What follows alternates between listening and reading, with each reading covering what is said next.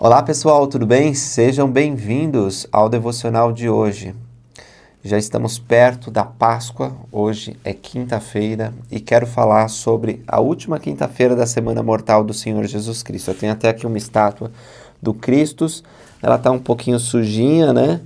Mas ela é o símbolo da Igreja de Jesus Cristo dos Santos Últimos Dias. A gente pode ver essa estátua em vários lugares, inclusive no logotipo da igreja. E eu tenho aqui porque a gente vai falar do Cristo vivo, Cristo ressurreto. Até domingo a gente vai focar nesse tema. A partir de segunda-feira, dia 21, os devocionais deixarão de ser postados às 7 horas da manhã. E a gente vai postar às 6 horas da manhã.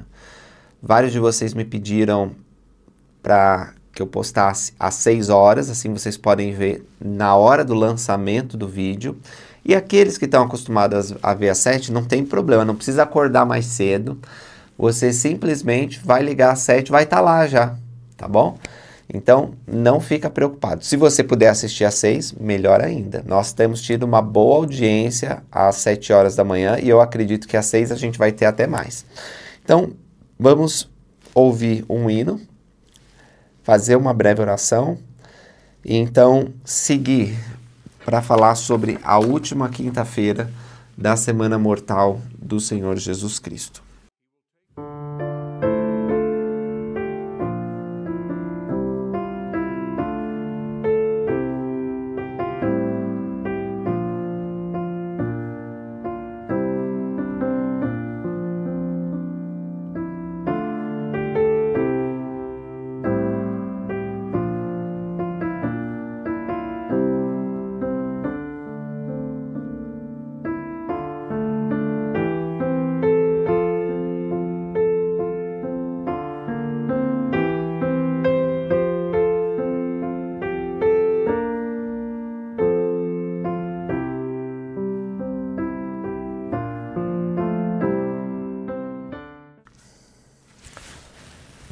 Nosso querido e amado Pai Celestial, somos gratos a Ti por Jesus, Teu Filho amado, nosso Redentor, o nosso Salvador. Nós somos gratos por Ele ter vindo à Terra, descido das cortes celestiais para nos salvar. Somos gratos pela obra que Ele realizou enquanto estava aqui entre nós. Ensinou a verdade, curou os enfermos, estabeleceu Tua igreja e realizou a expiação infinita por nós. Somos gratos por Ele ter suportado o julgamento injusto, a cruz pesada e ter cumprido todas as coisas conforme profetizado pelos profetas do passado. Senhor, nos abençoa nessa Semana Santa e durante toda a vida a lembrarmos mais do sacrifício e da glória de Teu Filho, para que sejamos discípulos fiéis e tenhamos sempre alegria em Ti. Em nome de Jesus Cristo. Amém. Muito bem. Quinta-feira, o que aconteceu? Na quinta-feira, e eu estou aqui no site da igreja, vou ler para vocês. Na noite que antecedeu sua crucificação, Jesus compartilhou a última ceia com seus discípulos. Nessa refeição, ele instituiu o sacramento, lavou o pé de seus amigos e proferiu seus ensinamentos finais. Aí a gente encontra em João, tem bastante sobre essa última oração, a oração intercessória, Jesus lavando o pé dos discípulos, distribuindo a ceia. Então, no Jardim do Getsemane, aí eles cantam um hino e eles saem para o Jardim do Getsemane, né, no Monte das Oliveiras. Lá ele orou ao Pai, submetendo sua vontade, tomando sobre si nossos pecados, enfermidades, pesares, dores e tristezas. Depois de ser traído por Judas Iscariotes e abandonado por seus amigos, Jesus foi preso e levado ao sumo sacerdote e outros líderes judeus, né? O antigo sumo sacerdote e o que ainda tinha muita influência, e o atual sumo sacerdote. Esse julgamento foi totalmente errado, porque a lei judaica nem permitia que julgamentos acontecessem de madrugada, mas eles estavam tão ansiosos para matar o Salvador, né, que fizeram isso.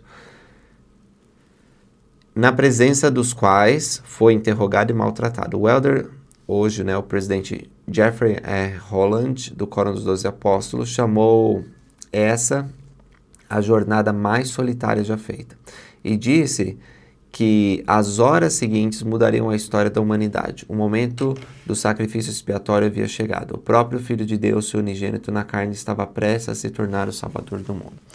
Eu fiz um vídeo estudando sobre a última semana mortal do Senhor Jesus Cristo, e eu vou deixar na descrição para aqueles que quiserem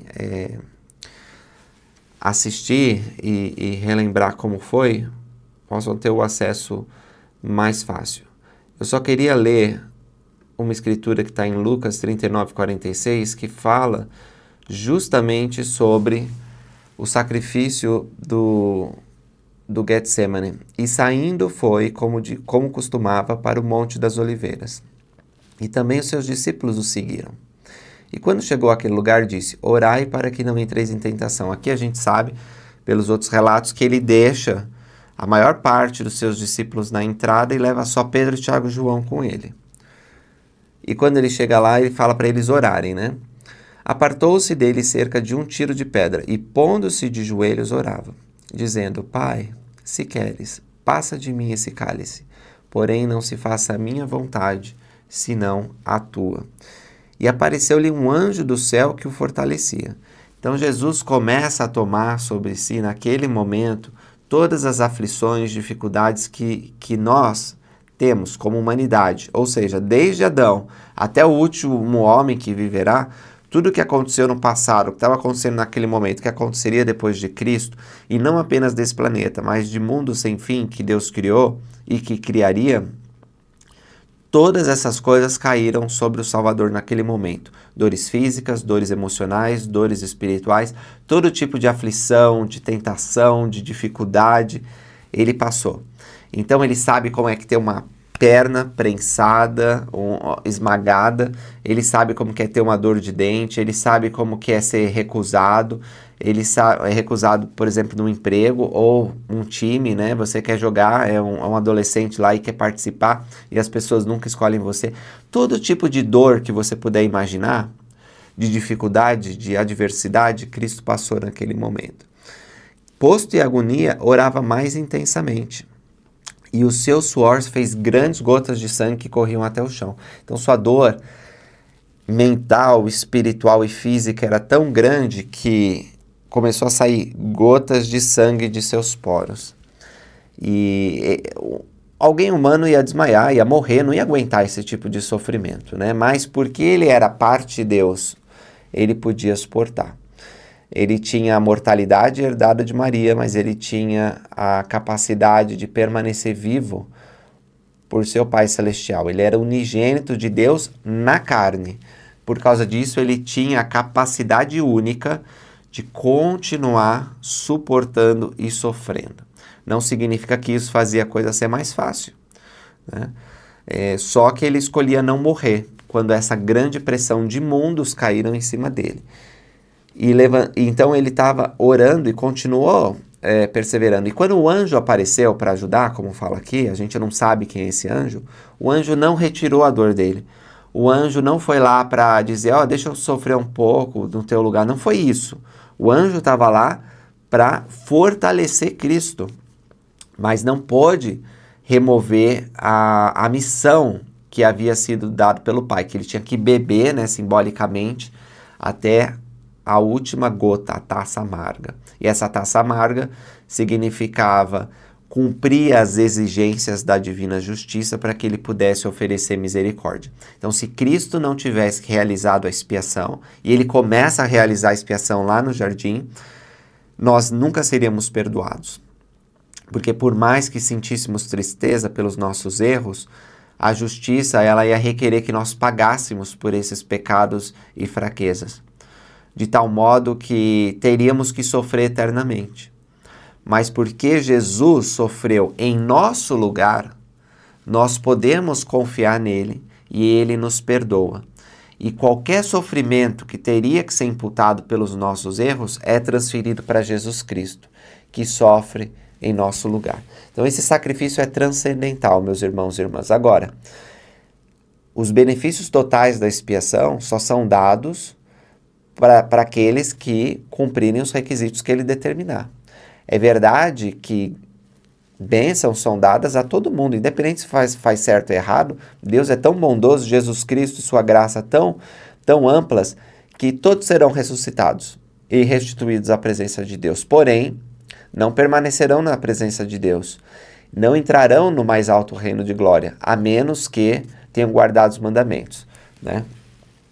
E aí ele se levanta, vê seus discípulos dormindo ali, estavam cansadão, né? Pedro, Tiago e João, e acorda ele gentilmente e diz: por que vocês estão dormindo? Né? Levantai-vos e orai para não entreis em tentação. E a gente sabe que essa oração, ela se repete 3 vezes. Pai, se possível, passe de mim esse cálice. A gente sabe também que Jesus, depois de realizar essa obra, ele vai ser preso, julgado, espancado, crucificado.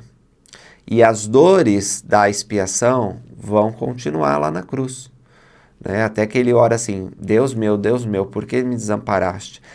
Há um momento para que Cristo complete a obra que ele veio realizar, que é ser oferecido como Cordeiro Imaculado, cumprindo assim todos os anseios dos profetas do passado, que fizeram um sacrifício de animal simbolizando o grande e último sacrifício do Filho de Deus. Houve um momento em que o Pai Celestial, o Espírito Santo e os anjos tiveram que deixar Cristo completamente sozinho. Ele precisava pisar sozinho no largar.